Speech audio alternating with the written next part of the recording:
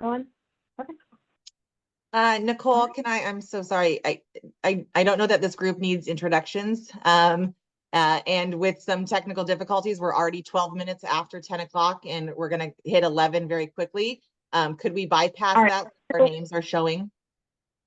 Yeah, I will note for the record, we have 2 members that have been excused from attendance, and we'll be sure that's documented for the record. Perfect. Thank you so much. All right, and I'll go ahead and flag, Nadia, just for future meetings, we're looking at extending the Solutions Council from 60 minutes to 90 minutes. We just don't quite have the right time to get through all of the materials we need to. So we currently have the future next Solutions Council standing meeting for 90 minutes, extending it on the back end. We're going to have that continue in the back end for that meeting, and at our next meeting, we'll go ahead and discuss whether we should start at 30 minutes earlier or end 30 minutes later. So if you're not able to stay for the additional 30 minutes, we completely understand, but in the future, we'll look at extending the meeting time to ensure we have enough time to get your feedback and get through all of the agenda items that we're bringing forward. So with that, I'll actually just turn things over to Jess Larson to just give a brief overview of the materials that were submitted to the Board of County Commissioner meetings. We'll go through some clarifying questions and then dive into the discussion. Thank you, Nicole. Good morning, everyone. I will also be brief just to help us get to the discussion because that is the important part of our time here together. So thanks to the staff and Nadia for getting out the memo on Wednesday. It came to you all at the very end of the day, I think even 6 p.m. as we were all working to finalize that. So hopefully you've had a chance to review this. It has been shared with our board. It is still in draft form. We have further discussion with our CAO office this afternoon, in fact. So there may be some small updates or changes to this, but in essence, the information now has been fully compiled to sort of lay out the shift in our changing financial realities that stem from the supportive housing services revenue, which you all understand is the vast majority of resources we use in the Homeless Services Division to fund our various programs.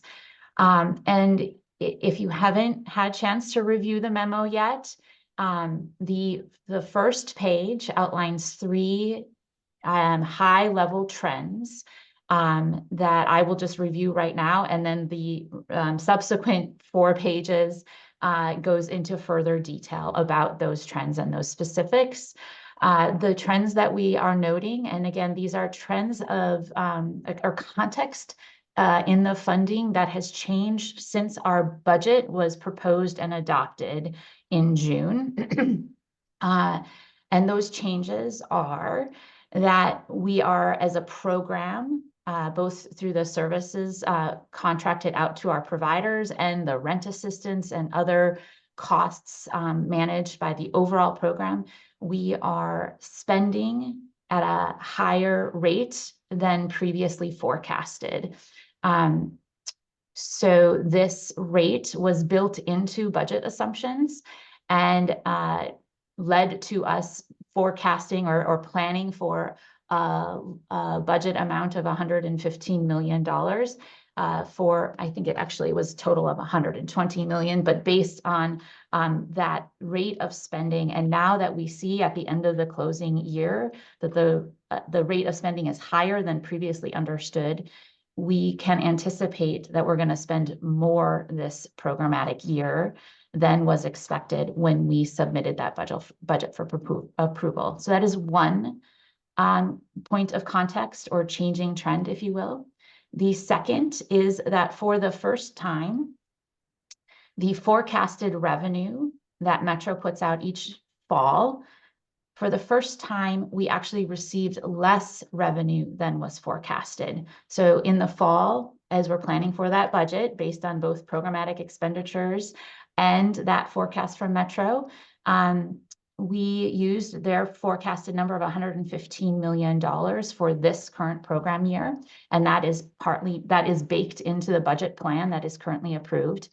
And it turned out that we received less money than they had forecasted for us to receive last year at that time. And so we can expect, if that trend continues, we are likely to receive less revenue this year as well, which will also have an impact on programmatic capacity funding availability to cover those expenditures.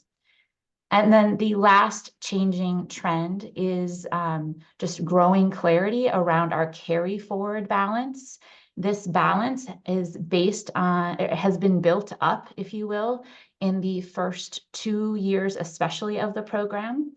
We expected it to also increase to a degree in the 3rd year based on revenues received and expenditures.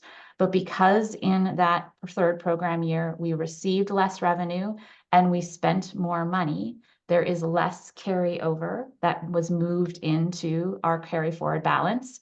And so now it is very clear that our carry forward balance is also overextended.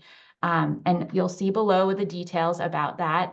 It's about, I think, $7 million of a total balance of about 96 million that can be invested in one-time investments. Many of those, the vast majority of which are already committed and some of which are assigned. The difference being commitments means we've made a letter of award or we've contracted that out and it just hasn't moved into expenditures yet. And assigned means board has directed us to develop programming or create funding awards, but those funding awards have not yet been made. So in total, that carry forward balance is fully committed and actually somewhat overcommitted. And so it would be challenging to leverage that carry forward balance to cover the over expenditures that are anticipated for this year. So these are 3 emerging and changing trends in our resources for SHS funding, which are leading staff to look at where we're at this year and how we can cover the commitments we've made this year for the programs that are underway in our community today, and begin thinking about how we plan for our budgets, our budget capacity in the next fiscal year and ongoing, because now we've sort of reached the capacity of the available revenue that we can anticipate from supportive housing services. So I'll pause there because that's a lot of information, but it's just, again, hopefully a helpful overview of what you've been able to read in the overall memo. And we really want to take time for your questions and then move into further feedback from the advisory committee, which will further inform the development of our conversation, our public conversation that we're preparing with our board at their work session on Tuesday. Again, I want to stress that this is emerging information. It's not complete. It will continue to evolve as we are able to track what our Q1 expenditures are and also what the updated forecast is from Metro in November. But it's important information that we're able to recognize quickly so we make appropriate adjustments in the programming to minimize impacts on our providers and especially on our participants in the community. So that's why it's important for us to be transparent with you all. It's also important for us to bring this information quickly forward to our board so we can anticipate the shifts in programming that will be needed over time to right size or balance out our system so that it becomes sustainable in the long term. All right. I think I've passed the baton over to you, Nicole.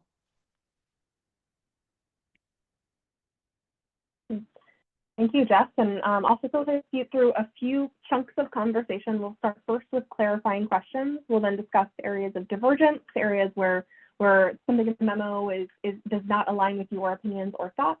Then we'll discuss areas of convergence. What did you see in the memo that aligned with what you'd hope the staff would bring forward to our decision makers, the Board of County Commissioners? And then lastly, we'll discuss next steps in the role of the Solutions Council. So I'll open it up first for clarifying questions. I know there might be a few, so feel free to raise your hand or jump in.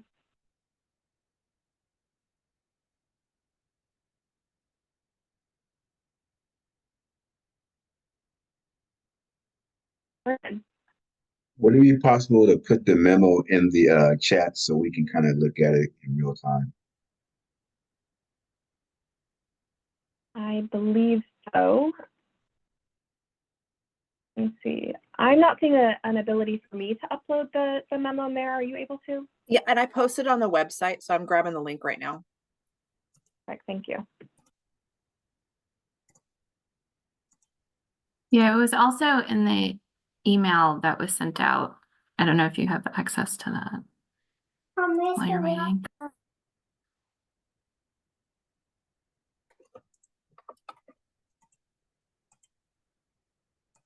Jason, I just had some questions about some statements that I was hoping to maybe get clarified in the under the recommendations for FY 25-26.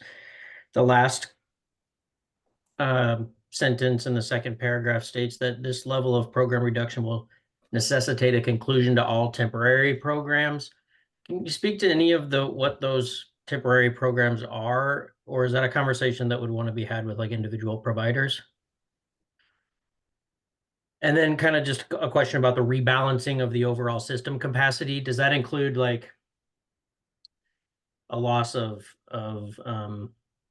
employees for some that we've increased over maybe this fiscal year, and then potentially some capacity in programs that we've built up? Is that what that's speaking to?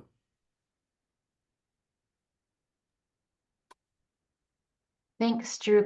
Great questions. I am not quickly going to the places you've pointed me to, but I'm just gonna, will you say those places again for me? It's at the end of page 5 of the memo under recommendations. So kind of at the end, second to last paragraph down, it's talking about $10 to $15 million base budget adjustment. This level of program reduction will necessitate a conclusion to all temporary programs and rebalancing the overall system capacity. Thank you. Okay. Yeah. Awesome. Thank you both. Yeah, and again, this is the foreshadowing or forecasting to what we anticipate will become necessary in fiscal year 25-26. So not currently. That when we take a more conservative approach to conservative approach to the Metro forecast to set a base budget for the program each year, it would require us to bring down our base budget from where it's currently at an estimated $10 to $15 million. And this is, again, just forecasting because we want to wait until we receive Metro's actual forecast and then take that conservative. They have a range, their forecast comes in a range of about $50 million below and above the target number. That's for the whole program, not just for Washington County. So a conservative approach would take not the middle of that range, but more the lower end of that range for Washington County's portion. And we believe that would then necessitate approximately a $10 to $15 million base budget reduction next fiscal year. And so with that reduction, staff are indicating that it makes sense. We wouldn't be able to fund those temporary programs anymore. And it would also require, because the temporary programs themselves don't amount to $10 to $15 million. So it also requires some looking at what we have been describing as the balancing of the system, meaning how many shelter beds do we need, for how many transitional housing beds do we need, for how many rapid rehousing and permanent supportive housing beds or placements, so that people can move through our system to stability. Because we don't want to just cut shelter programs or just cut housing programs, because then you don't create a stable system where people can move through. So that's this rebalancing. So we do have current capacity levels across that system, Drew, and this reduction would require coming down somewhat in that capacity levels across the board. So yes, is a long way of saying it could have an impact on the staff capacity that is currently being built out in some of our providers' programs that they're contracted with. It's too soon to indicate that more specifically, but this is the conversation we'll be having over the many months ahead as we prepare for our budget recommendations for fiscal 25-26. That's helpful. Thank you. I appreciate that. We have Jim with Joey, or excuse me, with Zoe in the queue. A quick question for me. I have some other questions, but can you clarify for me a little bit more the difference between committed and assigned, and which of those is the more flexible of the, or are any of them flexible? Thank you.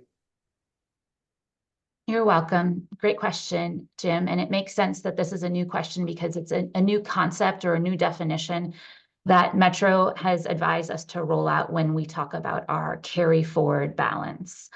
So this is a definition specifically applied to that list of planned investments in the one-time table. That is page, if anybody has it before me, go ahead and shout it out. Looks like page 3.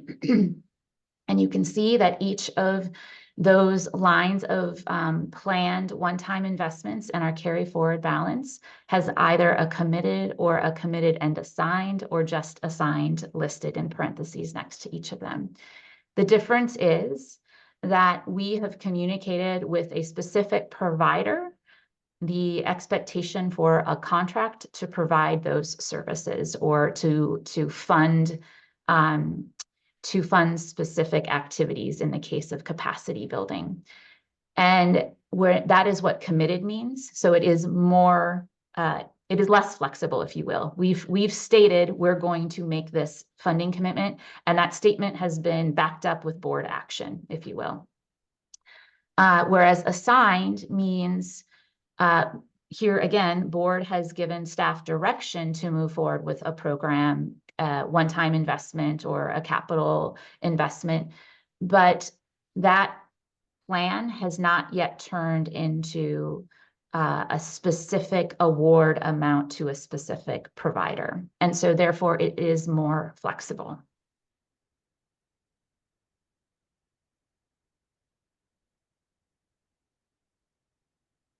Zoe?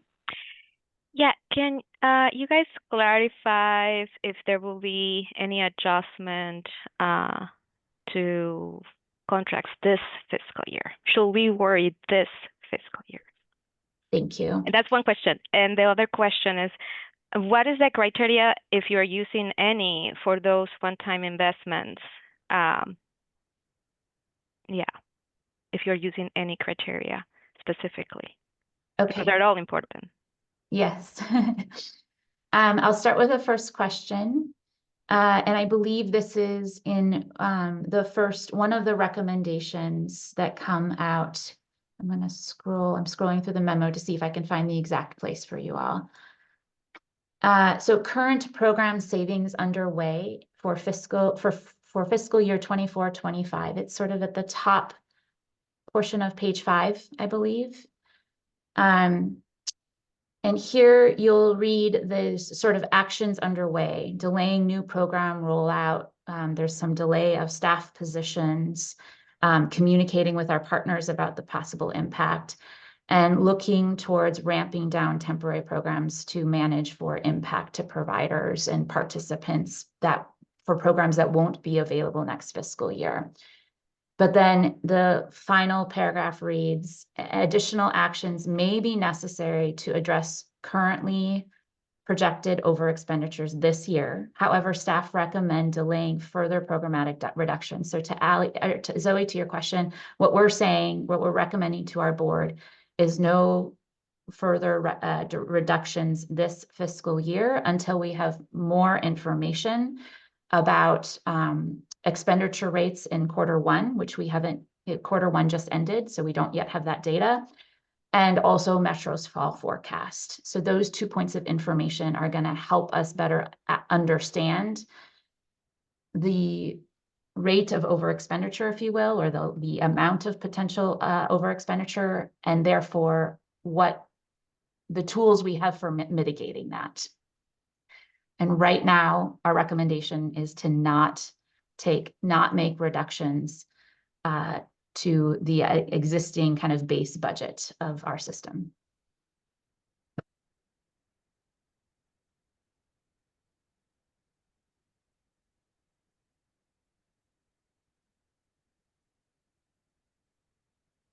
I'll always think of questions that I want to make sure. Did that fully answer your question?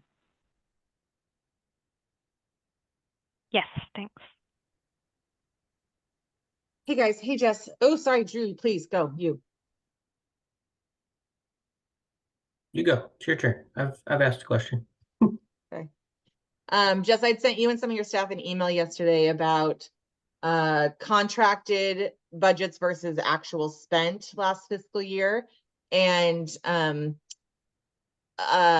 do have some feedback from partner agencies around that, and it does seem that the partner agencies weren't using 100% of their contracted budgets to the tune of millions of dollars.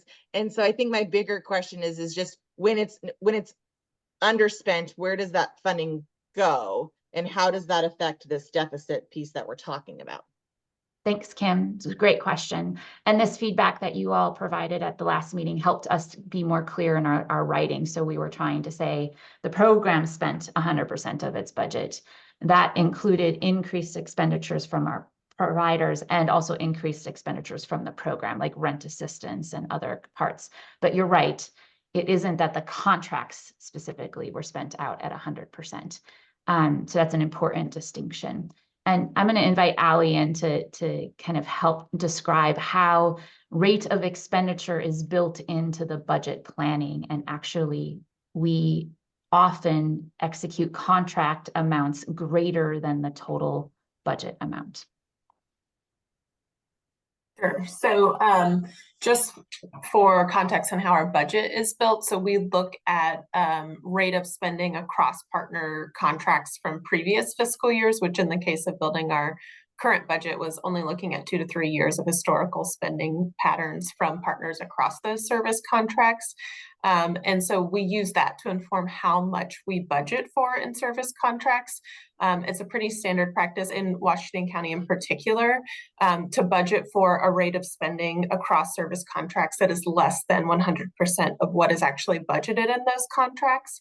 And so in homeless services in particular, we have our budgeted amount, which we've spent 100% of, as the memo says, but that is not the same number as what has been allocated in contracts. And so our contract authority is a different number than what is in the budget.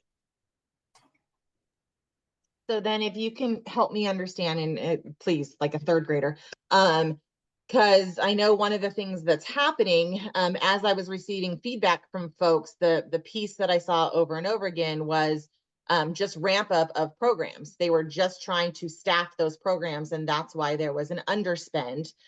So now, to Drew's point earlier, if those programs are fully staffed, and we are going to be using potentially close to 100% of our contracted budget, how does that affect it? And then in return, now we're having a conversation about decrease in staff.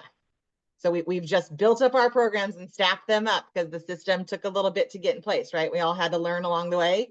And now we're talking about removing programs and ultimately firing staff. I mean, that's what it comes down to. So just a better clarification of that. If this year, this 24-25 year, we all do our due diligence and use 100% of our contracts because we know better and we're staffed up and we're using our funding differently, how does that affect the overall? Yeah, so we still use that sort of projecting of continued ramp up or increased spending in our budgeting. So that is factor. We're not simply saying, well, they only spent 60% last year, so that's what we're budgeting this year. So we are considering. But Ali, hold on, but we had a reduction to some of our contracts because of that fact. Right. So that was sort of bridging the gap between what we found with our historical budget information is that we were significantly over allocating funds that weren't being spent. And so when we were building our budget, we both adjusted to try and not over allocate as much funding in service contracts and also built our budget around continuing to see increased rate of expenditures across contracts.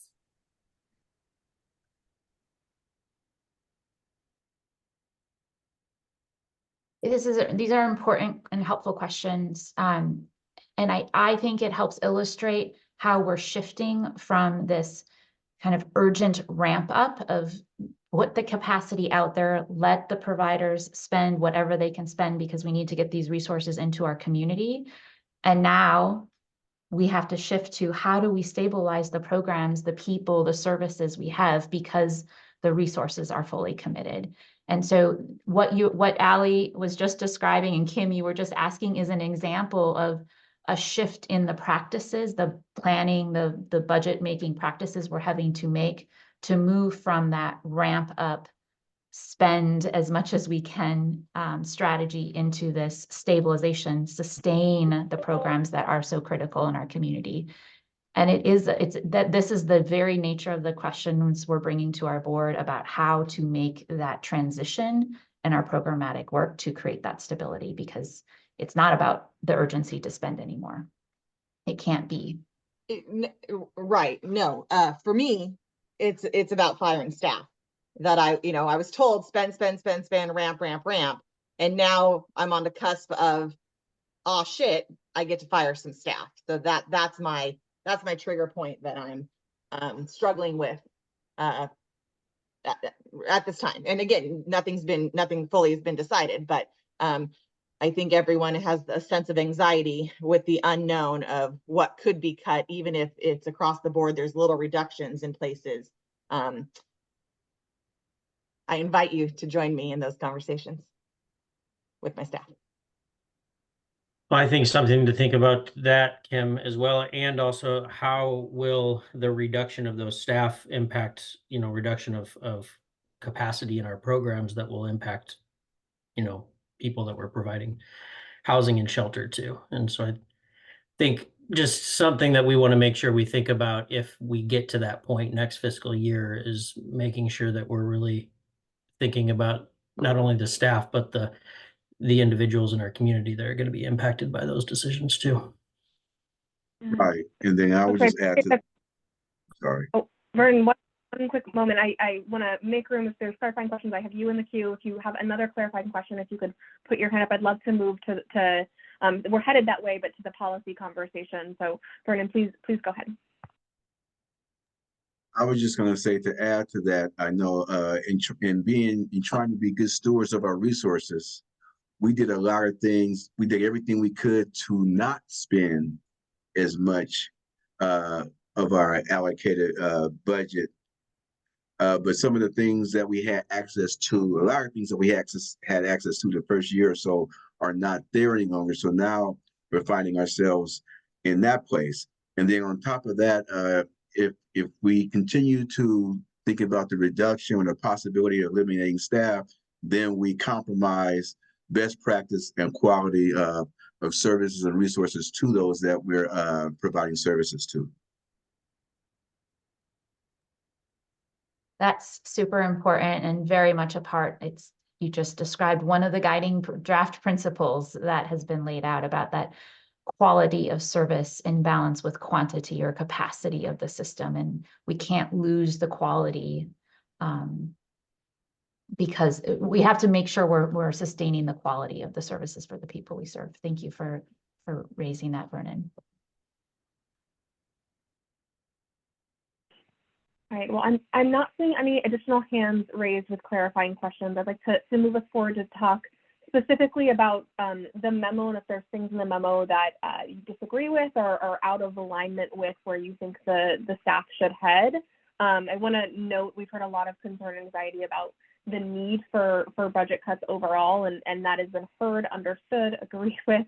But as we bring forward this tough conversation with the Board of County Commissioners, we want to make sure the principles and values of the Solutions Council are in alignment with staff. So I'll list up if there's any thoughts on the guiding principles, recommendations in the memo that don't align with your thinking. We'd love to hear from you now.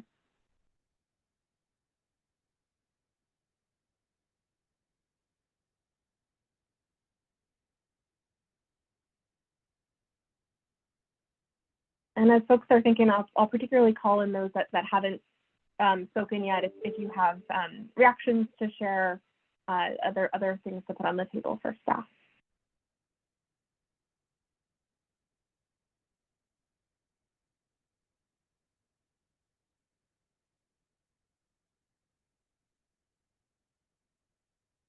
Vernon. I'll just start off by saying that even earlier on when we were rolling out back in 2021, some of the directions that we were going in then that was very definitive about. Now there's sort of been a change or a slight shift. And as I was looking at like the access center funding and the new definition of our permanent shelter stays, 100 days is the average or the length of time that people are anticipating staying in our shelters. That's just barely over 3 months.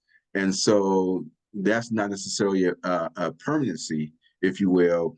And then like we've proven over the last several years that the hybrid model works, where we have access and shelter together, which not only creates a continuity and continuum of services that we're providing, but it's also being fiscally prudent in how we're doing providing the services, because we could save a lot of money instead of having separate shelters and resource access centers in separate locations, which would also reduce the number of concerns of our cities and communities by having multiple locations for houses, individuals to be providing receiving services.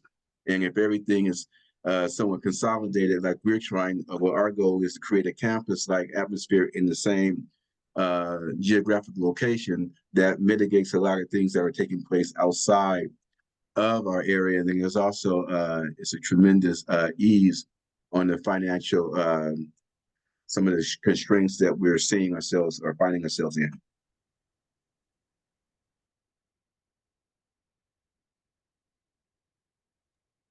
I mean, I just want to echo like the same concerns about possible cuts of like staffing, especially when it comes to, I mean, most of the new positions that have been added to many organizations are direct client serving, client assisting positions. And so, for example, like, like housing navigators or that sort of thing. And so, I mean, when we look at like families and people that have been, you know, in the housing process or in shelters, trying to transition into, you know, more stable housing, a lot of them don't know how to navigate the system very well. And so those, you know, people like the housing navigators are super important. And if you get rid of those, and it kind of repeats the cycle for those families where they might end up with like, you know, an apartment of their own, but then they don't know how to navigate the system. And so they kind of cycle back into our shelters. And so that's kind of what's worrying me too.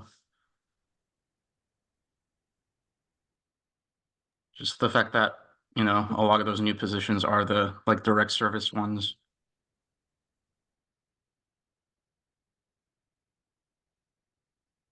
Thank you for sharing that. And Diana, I see your hand is up. Yeah, I also have to agree with Abel. We have 3 or 4 partner agencies that had just hired on housing navigators at our center to have direct interactions with our clients. And to see those positions go because of funding, I think it would be very hard on the population that we serve and how they're accessing the services and navigating through the system. So that's just my part and my opinion on this as well.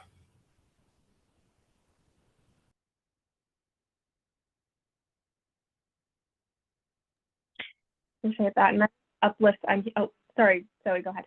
Last thing, how can I say this? I know everybody here is driven by, you know, contracts that we have or may have, but we don't have to we should also have to think about the people that we're serving and what is the need right now that we're seeing with the data that we have of the services that are in place. What is the need? We need transitional housing. We need recovery homes. That is the need that I am seeing. And the temporary options, yeah, I don't know. I am just worried about that based on the data that we have and the clients that we're serving right now and the needs that we have, that we don't move away for what the clients outside are needing.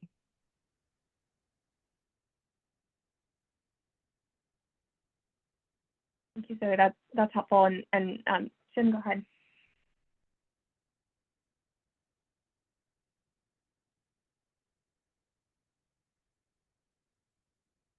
Jim, I have you in the queue if you're ready. Excuse me, is that me? So I'm not sure where to put this, but I need to go back a little bit and get a bit of an explanation. So, you know, as part of your Metro representation, I go back and I look through the Metro reports. And when I went back and I looked at Washington County's last year report, I looked through, you're on budget, you're on budget, you're on budget, until the fourth quarter. In the fourth quarter, you had a dramatic increase in expenditures, and excuse me for a minute, in shelter outreach and short-term housing. Dramatic increases above the budgeting, almost to the extent of your deficit, almost $8 million. So did you identify areas that required that additional spending beyond the budget in that last quarter?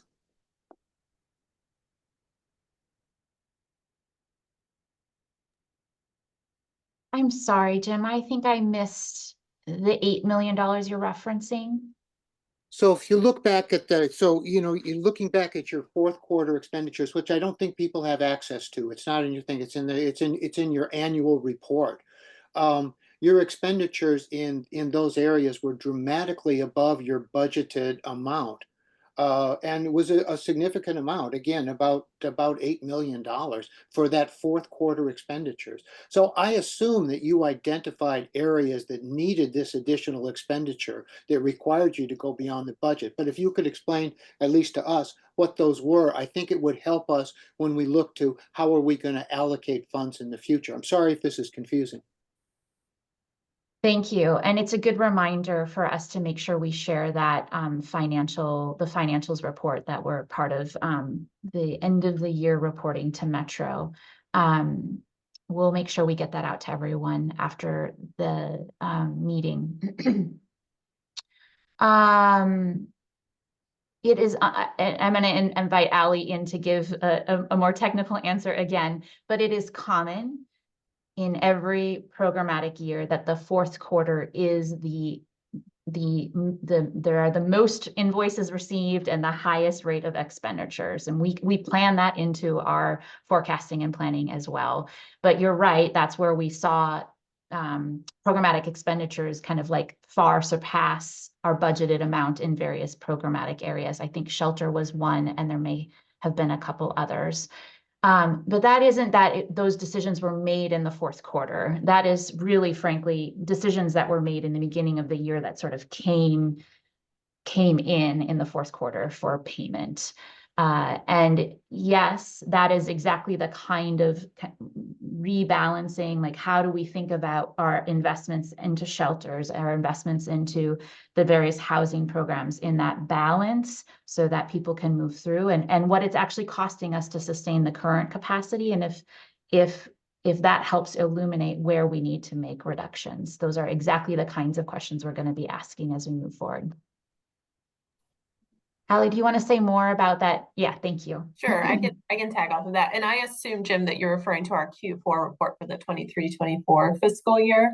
And you'll see some of the largest over expenditures are in the areas of shelter and outreach. And to Jess's point, it's pretty standard. We've seen a pattern that we will see a really large influx of year-end costs come in our service contracts from partners in the fourth quarter. And so we tend to see a real sort of lift in the fourth quarter of paying out expenditures that inflates our Q4 spending. Another thing you'll notice is an over expenditure in our short-term housing assistance. And one of the things that we found there is that and we actually have found this with our ARLA vouchers as well, but we're seeing it now with our short-term housing assistance, is that the cost of rental assistance for our enhanced rapid rehousing program is higher than we initially anticipated. So we're seeing larger rental assistance payments there that caused us to go over budget.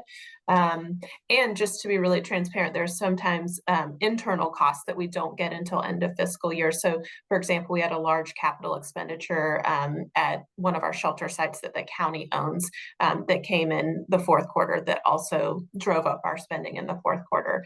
But generally speaking, it's sort of that seeing a lot of year-end invoices coming in and a lot of year-end costs coming in that drive up that spending in the last quarter.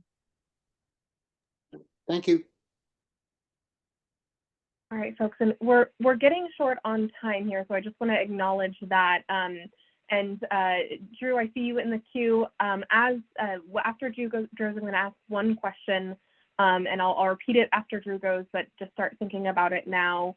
Knowing that we're undergoing a difficult phase of considering or enacting a reduction in the base budget of the ongoing budget for SHS, what is it that you would like the Board of County Commissioners to keep in mind? So we've heard some of that already, but just want to make sure we ask that very clearly at the end, and I'll invite folks to come back after Drew goes.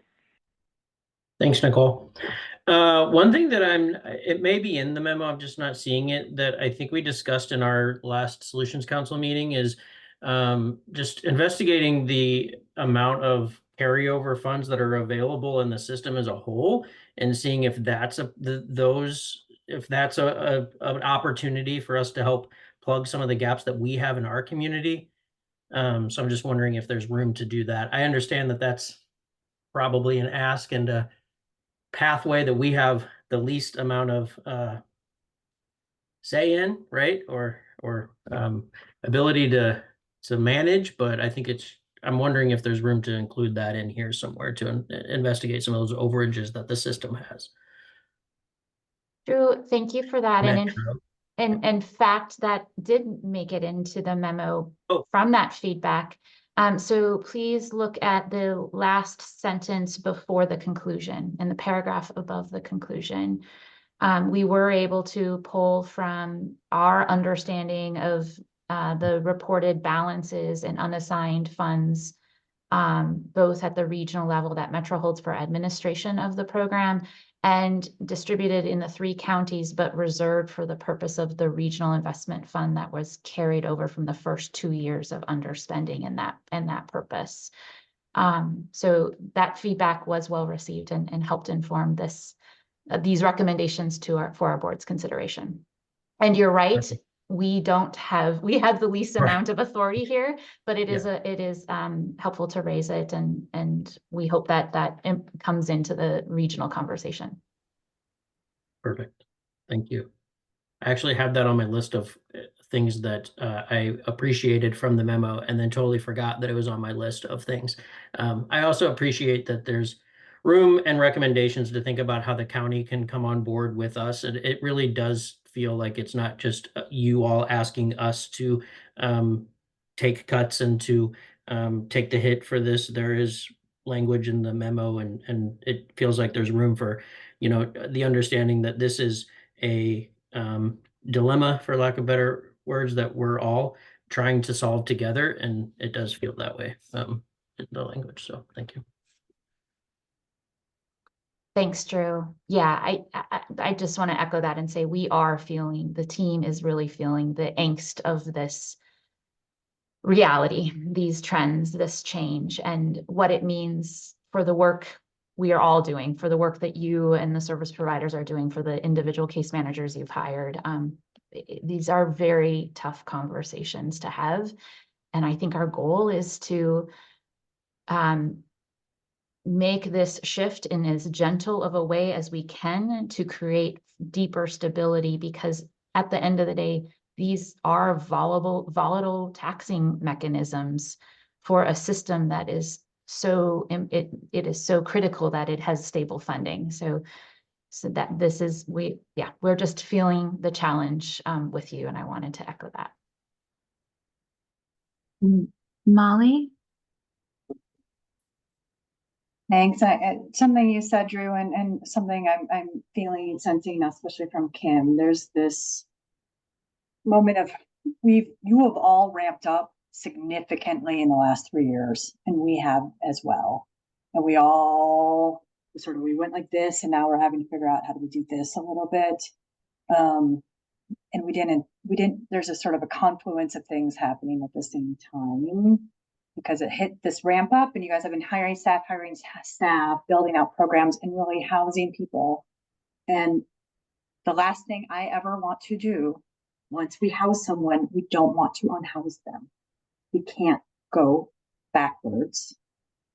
That being said, we have information today that could affect things a couple years down the road, maybe next year, but we wanted to give you as much advance notice as you are all building out your programs. And we're not totally ramped up. We're still sort of some sort of eking out. So we wanted to at least give you guys as much informed information as you build out your teams and your organization.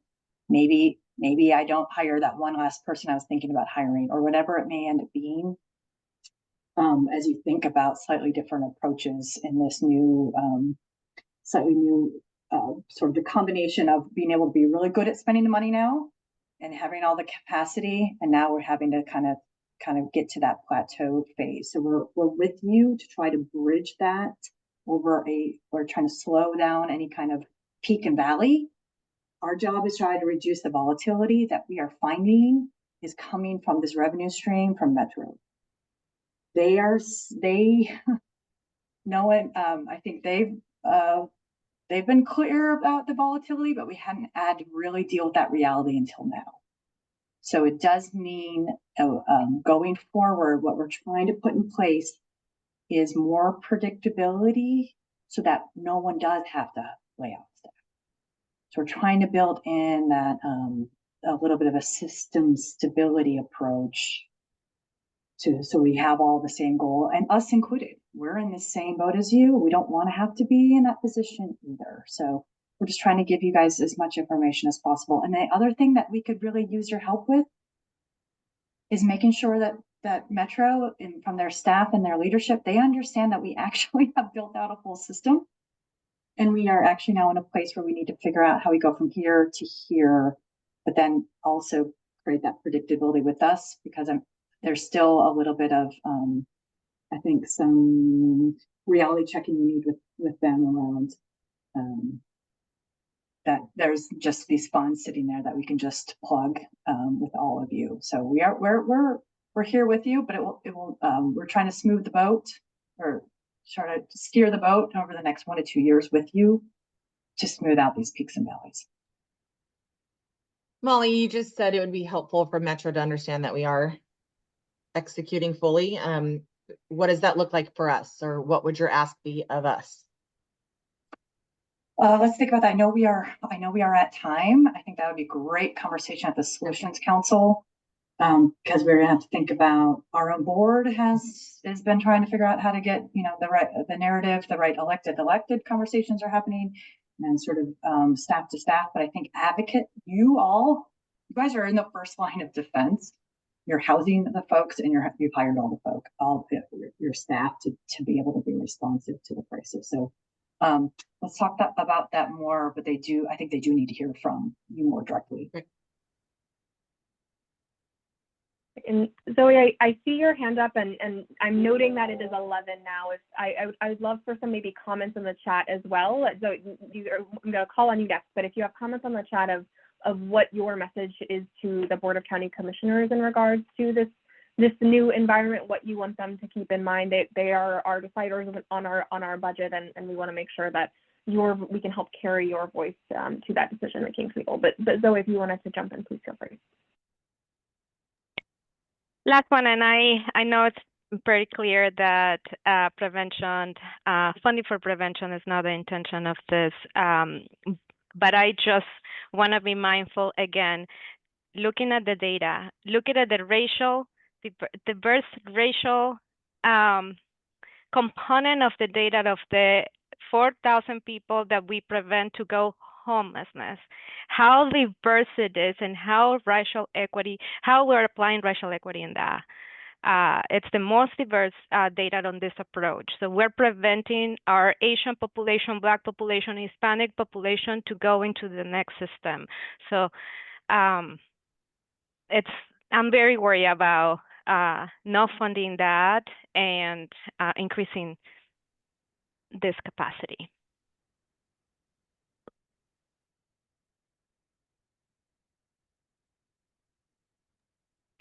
Nicole, specific to your last question about the memo with the board, I think it was an earlier conversation, but there's a piece about reduction.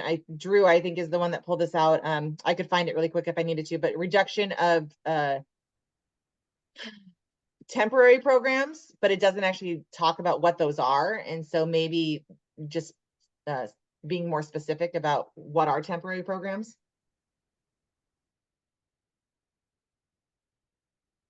That's helpful feedback. Thank you, Kim.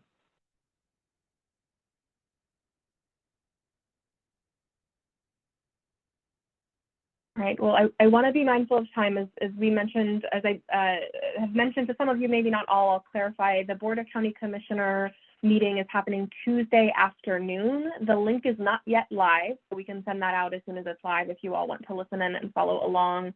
If you do have additional feedback for us and how we carry this conversation and bring it forward to the board, please email myself or Jess. Because of public meeting laws, please avoid from reply all, as that would be considered a public meeting. If you email just Jess or I separately, we can ensure that feedback is included to the board. We'll also bring an update to next Thursday's meeting, so we'll let you know how that conversation went next Thursday. And I want to underscore, decisions have not been made. We have time for dialogue. We want to keep you centered to those conversations and ensure that the values of the Solutions Council are influencing how we're discussing and bringing things forward with the Board of County Commissioners.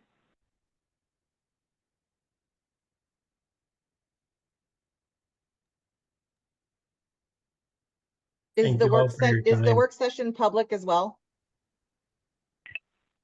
Yes.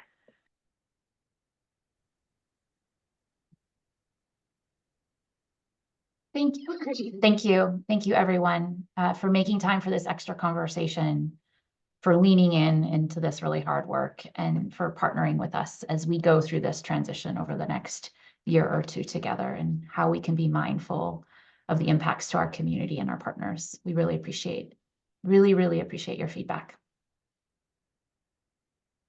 Thank you. Thank you, everyone.